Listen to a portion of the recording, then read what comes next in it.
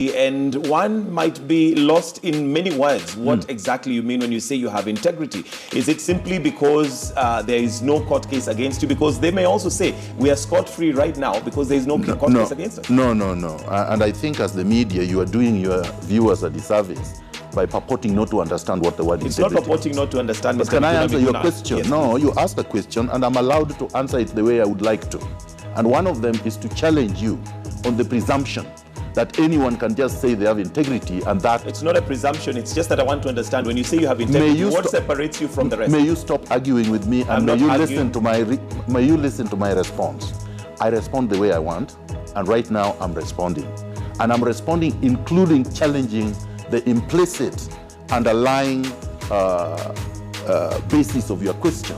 And got an injunction. Okay, let me go ahead. Allow me to pose you because the reason I'm posing you is because I have asked you a direct question about and I'm answering it. Hang on. Yes. I have asked you a question directly in regards to your integrity. You seem to prove your integrity based on others. Why not just tell me about MIGUNA? Why do you have to talk about Sonko? My friend, you said that there is no difference between me and the others. I did not say that. I just said, tell me why you think you have more integrity than others. I did not say there is no difference. I'm going to answer the question the way I'm going to answer it. So I'm going to talk about my opponents, then I will talk about myself. But they're not here to defend themselves. No. Is it fair that Kidero was here yesterday. Talk about you? Yes, he was here. Kidero was here yesterday. He did not talk about He doesn't have to talk about me. He's the serving governor, and I'm entitled to talk about him. And I'm going to talk about him. But you want to know about MIGUNA, not about Kidero. I started off by talking about myself, Mr. Wenda, and I am going Gitonga, and I'm going to talk about my opponents because I have to audit them.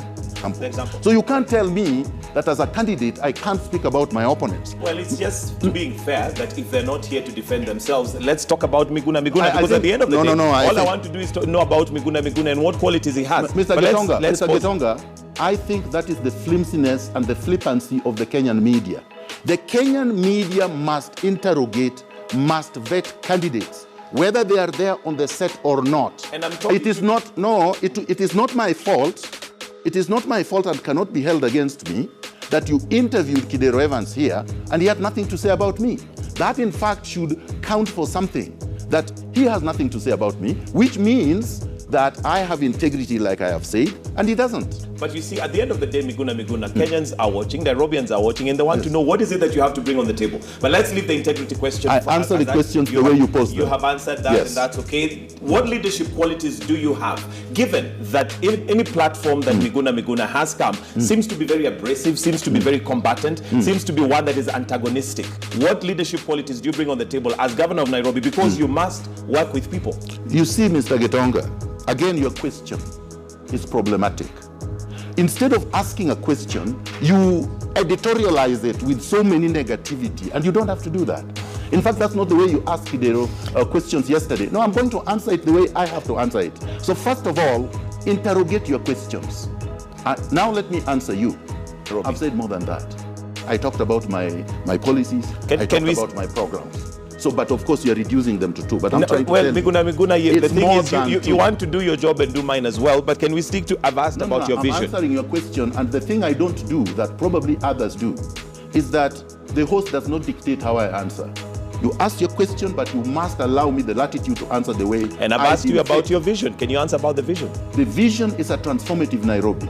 A Nairobi that is going to be based on merit. MIGUNA is going to do, I mean, every politician that comes up with a very clear plan. I will deal with them. I will make sure that this happens.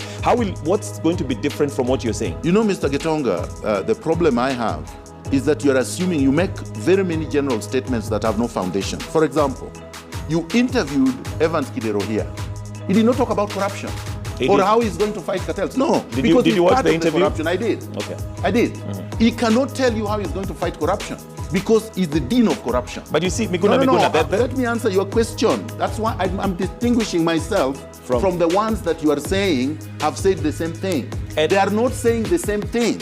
I have the so-called manifesto of Mbuvi Sonko. It was an insert in your newspaper. There is nothing about corruption, and he can't fight it. There is no plan about eradicating corruption. At independence, Nairobi was water secure. That's completely false.